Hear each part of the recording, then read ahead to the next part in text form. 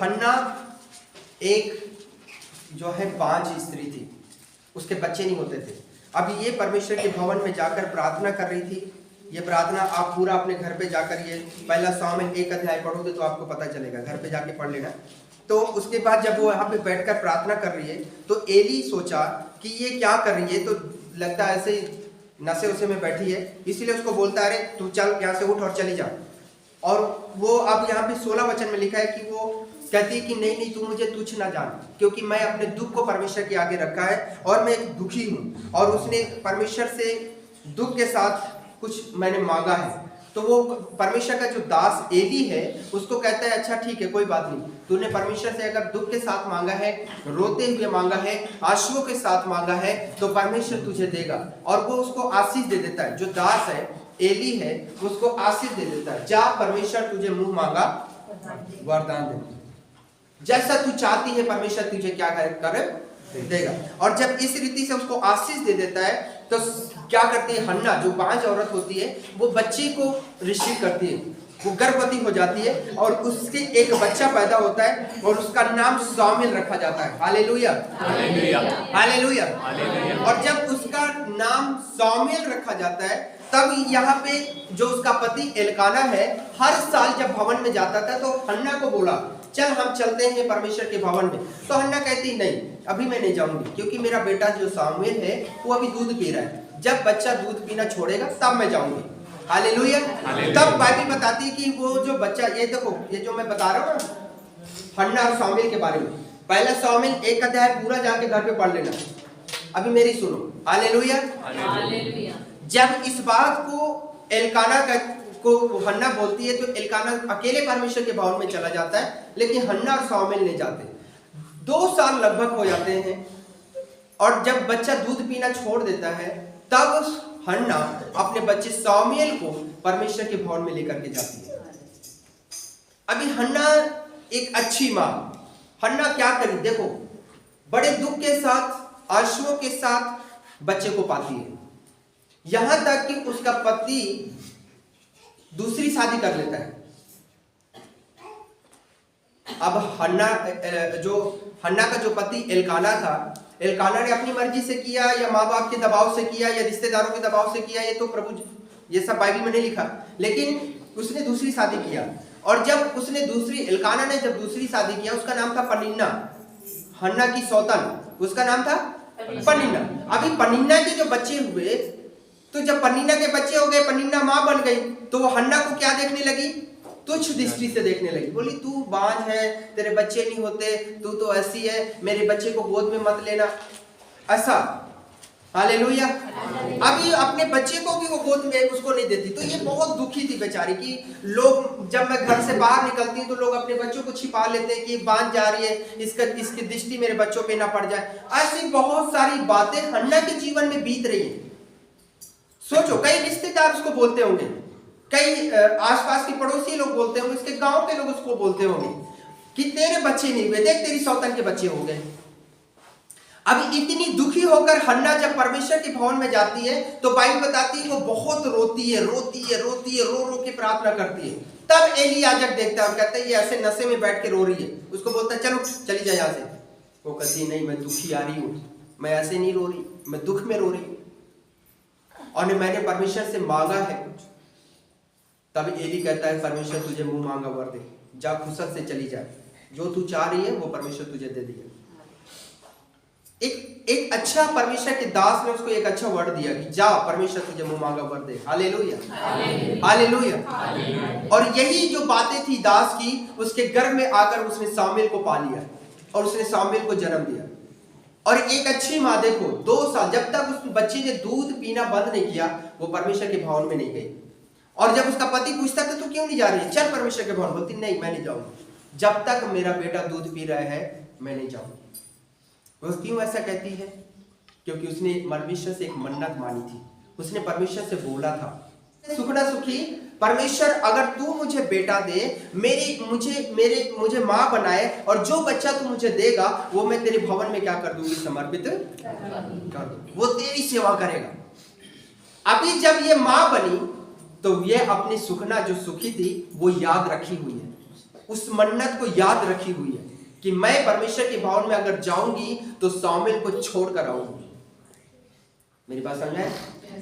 इसीलिए उस बात को सोच कर रखी थी, मैं तब तक नहीं जाऊंगी जब तक सामुएल दूध पीना बंद नहीं करेगा, क्योंकि अभी छोटा है, अभी दूध पी रहा है, अभी दूध पीते बच्चे को मैं छोड़ नहीं सकती। ये परमेश्वर के भवन में नहीं गई 2 साल, और जब परमेश्वर के भवन में गई, जब सामुएल दूध पीना बंद कर दिया, तो जब परमेश्वर के भवन में गई तो उसी एली याजक के पास, जो परमेश्वर का दास था, उसके पास जाकर कहती है, एक 2 साल का बच्चा, कुछ समझ होती है 2 साल के बच्चे को? कौन माँ 2 साल के बच्चे को छोड़ना पसंद करेगी? यहाँ पे माँ बैठी है, कई माँ बैठी है, छोड़ोगे बेटा 2 साल के बच्चे को? मैंने दे दो, मैं सेवा में नहीं देंगे, बोलो नहीं देंगे। हालेलुया, सही है। 2 साल के बच्चे को कौन माँ देगी, है ना?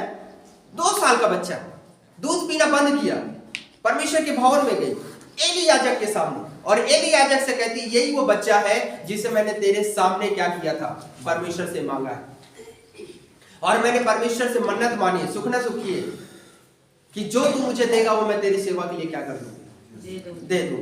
बस तू मेरे जीवन से नाम धराई को दूर कर, मतलब जो मुझे लोग तुच्छ दृष्टि से देखते हैं ना, उस बातों को दूर कर।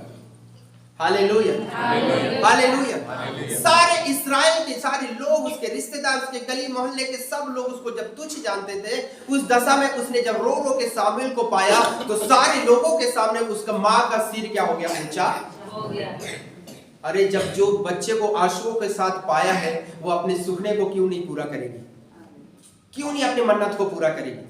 अभी वो परमेश्वर के भवन में गई और एली याजक के सामने 2 साल के बच्चे को छोड़कर चली जाती, कहती यहीं रहेगा और यहीं सेवा करेगा। सामुएल को वहां पे परमेश्वर के आगे रख दी। एक माँ का दिल देखो, सुनो मैं क्या समझाना चाह रहा हूँ। एक अच्छी माँ बनो, एक अच्छी माँ बनो, अपने बच्चों को परमेश्वर के आगे रखो हर दिन। मेरी बात समझ रहे बेटा? समझ रहे कि नहीं समझ रहे? एक अच्छी माँ बनो, हर दिन अपने बच्चे को परमेश्वर के आगे रखो। आपके पति चले जाते हैं काम पे, आप अपने बच्चे को प्रार्थना के साथ स्कूल भेजो। जब घर पे आता है उसे प्रार्थना करना सिखाओ, उसे बोलो ऐसे खाना नहीं खाना, चलो प्रार्थना करके खाना खाओ। हालेलुया। तो बच्चा शुरू में तो हालेलुया हालेलुया धन्यवाद करके खा लेगा, उसको नहीं पता है ना। फिर धीरे धीरे जब आप उसको बोलोगे नहीं बिना प्रार्थना करे कुछ नहीं खाना, तो बच्चा क्या करेगा, थोड़ा सा धन्यवाद करेगा, धीरे धीरे प्रार्थना करना क्या हो जाएगा, सीख जाएगा। आप उसे जब बैग रख लिया, स्कूल जा रहे हैं, उसे रुक, प्रार्थना किया नहीं किया, चल प्रार्थना कर, फिर जाना। आप हर दिन अपने बच्चों को परमेश्वर के सामने रखो, हर दिन। सामुएल को उसकी माँ ने क्या किया, परमेश्वर के आगे रख दिया। एक अच्छी माँ, वो जानती थी कि अगर मैं परमेश्वर के आगे अपने बच्चे को रखूंगी तो मेरा बच्चा बेहतर रहेगा, अच्छा रहेगा, और परमेश्वर इसको आशीष देगा। और यही हुआ। मैं क्या समझा रहा हूं, सुनो। सामुएल जब बड़ा हुआ तो इस्राएल का सबसे बड़ा नबी सामुएल बना। सामुएल के समान अभी तक कोई नबी नहीं हुआ, सामुएल के समान नहीं, क्योंकि सामुएल एक ऐसा नबी था जो बड़े बड़े राजाओं का अभिषेक किया है। इस्राएल का पहला राजा साउल, जिसका अभिषेक सामुएल ने किया। दाऊद राजा, जिसका अभिषेक सामुएल ने किया। हालेलुया। बड़े बड़े राजा लोग आकर के उसके पास बैठते थे और उससे परमेश्वर की इच्छा और मर्जी को जानते थे। एक ऐसा नबी बना वो बड़ा होकर, इस्राएल का सबसे बड़ा नबी बना। क्यों? क्योंकि 2 साल से वो परमेश्वर के भवन में था। जो व्यक्ति 2 साल से परमेश्वर के भवन में होगा वो इस्राएल का बड़ा नबी तो बनेगा, और क्या बनेगा। अगर आप अपने बच्चे को हर दिन परमेश्वर के आगे रखते हो, मेरी बहनों मैं कह रहा हूं कि बड़े होकर आपके बच्चे एक बड़ी आशीष को पाएंगे। हालेलुया। आप अपने बच्चों का कुशल देखेंगे, आप अपने बच्चों को बेहतर देखोगे, आप अपने बच्चों को और बच्चों, गली और मोहल्ले, अपने रिश्तेदारों के बच्चों से बेस्ट देखोगे आप। Hallelujah, hallelujah. आपके बच्चे आत्मा से भरे हुए बच्चे होंगे।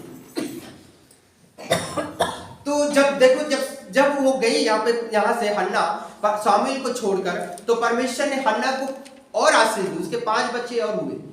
कितने बच्चे हुए? 5। एक उसने दिया परमेश्वर को, और कितने पा गए? 5।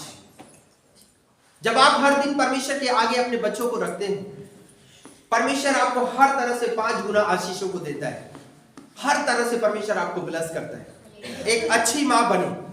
और सुनो, जब हर साल, ये सब वचन आप जाकर के घर में पढ़ना, हर साल जब वो चढ़ावा चढ़ाने के लिए अपने पति एलकाना के साथ हन्ना परमेश्वर के भवन में जाती थी, तो वो उसके लिए एक बागा बना के ले जाती थी। उसके लिए ना कोट पैंट रंग बिरंगा बना के ले जाती थी, अपने हाथ से सिला हुआ। हर साल उसके लिए वो बागा बना के लेके जाती थी, अच्छा कपड़ा बना के ले जाती थी, और उसे वो पहना के आती थी, उससे देकर आती थी।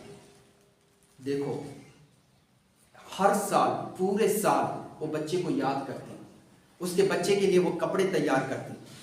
Hallelujah, hallelujah. अपने बच्चे के लिए कपड़े तैयार करके रखी। उस समय में ऐसा नहीं था बेटा, आज के समय के जैसे नहीं था कि शाम सुबह छोड़ के आए और शाम को फोन लगा लिए, हाँ बेटा सामने कैसा है, खाना खा लिया। ऐसा नहीं था उस समय।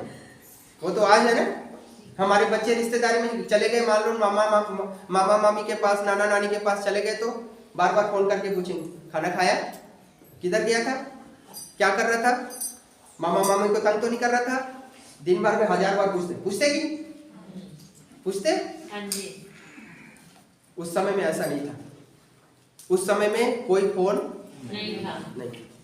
उसे अगर परमेश्वर की भवन में जाना है तो दूर में रहने वाले लोग साल में 6 महीने में एक बार परमेश्वर के भवन में चढ़ावा चढ़ाने जाते थे। तो वो जब भी परमेश्वर के भवन में जाती, साल भर अपने बच्चे को याद करती, उसके लिए कपड़े बनाती, और जब वो जाती थी अपने सामुएल को देखती, और सामुएल को देख कर, देखो मैं पहले बोला था ना, सोता नहीं है, देखो कैसे लेट रखा। Hallelujah, hallelujah. तो वो जब परमेश्वर के भवन में जाती थी तो बाइबल बताती कि वो उसको क्या करती थी, कपड़ा पहना करके, और उसे सिखा के आती थी, बेटा ये कपड़ा पहनना, मैला हो जाए बदल लिया करना, जो मैला है उसे धो लिया करना, और सुन, जो दास है ना, बुजुर्ग हैं, उनको तंग नहीं करना, उनकी सेवा करना, उनका कहना मानना है। ये सब उसको सिखा के आती थी। इसीलिए जब एक बार परमेश्वर ने सामुएल को आवाज लगाया, सामुएल, उसने चढ़ उठा और उठ करके एली के पास गया, और एली को कहता है, स्वामी, गुरुजी, आपने मुझे आवाज दिया। अरे नहीं बेटा, मैंने नहीं दिया, जा सो जा। वो तुरंत दौड़ कर जाता था एली याजक के पास। दूसरी बार फिर परमेश्वर ने आवाज दिया, सामुएल, वो फिर उठा दौड़ के, और फिर जाकर एली याजक के पास कर, ओ गुरुजी आपने मुझे बुलाया। नहीं बेटा, मैं नहीं बुलाया, जा सो जा। जब तीसरी बार ऐसा होता है ना, तो एली याजक समझ जाता है कि इस बच्चे से यहोवा बात कर रहा है। हालेलुया। तब वो कहता है कि बेटा, अब तुझे अगर आवाज आए तो तू कहना, प्रभु बोल, तेरा दास क्या कर रहा, सुन। तुझे बस इतना बोलना है। अगर अब तुझे कोई आवाज लगाए तो बोलना, प्रभु बोल, तेरा दास सुन रहा। तो फिर जब उसको जब आवाज आती है तो वो यही बात कहता है, प्रभु बोल, तेरा दास सुन रहा है। तब परमेश्वर सामुएल से क्या करता, बात। Hallelujah, hallelujah. एक माँ के बारे में हम सीख रहे थे, कितनी अच्छी माँ थी कि अपने बच्चे को परमेश्वर के आगे रखा और उसे सिखा के आती थी कि दास का आदर करना और दास की सेवा करना और दास की सुनना। इसलिए अगर नींद में भी उसे आवाज सुनाई देती थी ना, तो वो कोई आवाज सुनाई दे, सामुएल, तो वो सोचता था कि मेरा गुरु मुझे क्या कर रहा है, आवाज दे रहा है, और वो दौड़ के जाता था। हालेलुया। एक अच्छी माँ जो अपने बेटे को परमेश्वर के आगे रखा। मैं आपको ये बता रहा हूँ, ये समझा रहा हूँ कि आप अपने बच्चे को परमेश्वर के आगे रखिए। एक अच्छी माँ बने, अच्छी माँ बने, अपने बच्चे को हमेशा परमेश्वर के आगे रखिए। तो मैं क्या समझा रहा था आपको, जब सुबह स्कूल जाता है प्रार्थना के साथ भेजो, जब वो घर पे आता है, घर पे किताब लेता है या पढ़ता है, उसको बोलो बेटा थोड़ा सा आंख बंद करके प्रभु से ज्ञान बुद्धि मांगो, और बोलो जो कुछ मैं पढ़ रहा हूँ प्रभु मुझे समझ देना, अच्छे से मैं पढ़ सकूं। छोटी छोटी बातों में परमेश्वर के आगे बच्चे को रखो और उसे प्रार्थना करना सिखाओ। वो खा रहा है, उसे प्रार्थना करना सिखाओ। वो सोने जा रहा है तो बोलो तुम सो रहे, प्रार्थना नहीं किया ना, उसे डरा दो थोड़ा सा, तू प्रार्थना करके नहीं सो रहा है, सपने आएंगे तो भूत डराएंगे। अच्छा मम्मी भूत डराएंगे, हाँ प्रार्थना करके सोएगा ना फिर भूत नहीं डराएंगे। तो बच्चा क्या करेगा, सोने से पहले प्रार्थना करेगा। बोलेगा नहीं बिना प्रार्थना करने से क्या दिखेगा, भूत दिखेगा, है ना। तो ऐसा बच्चे के मन में डालो, हालेलुया। तब बच्चा क्या करेगा, क्योंकि कई बार होता है ऐसा कि बच्चे को रात में कुछ दिखता है, कुछ ऐसे चमक जाता है, डर के साथ होता है ना ऐसा। तो उस बच्चे को याद दिलाओ कि ऐसा होता है बेटा, ऐसा नहीं, बिना प्रार्थना करने नहीं सोना। तो उसे प्रार्थना करना सिखाओ, वो प्रार्थना करके सोएगा। ये जिम्मेवारी आपकी है। एक अच्छी माँ की जिम्मेवारी बनती है कि वो हर समय अपने बच्चों को परमेश्वर के रास्ते पे क्या करे, चलाए।